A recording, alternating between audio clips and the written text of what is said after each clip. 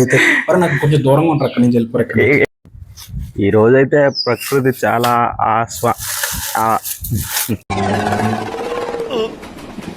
రావట్లేదే. Hello guys, ఈ రోజు అయితే సండే. సో సింపుల్ గా అయితే డే మొత్తం ఫినిష్ చేసేసి మూవీకి అయితే స్టార్ట్ అయ్యాము. మేము వెళ్ళిన మూవీ మహా అవతార్ నరసింహ.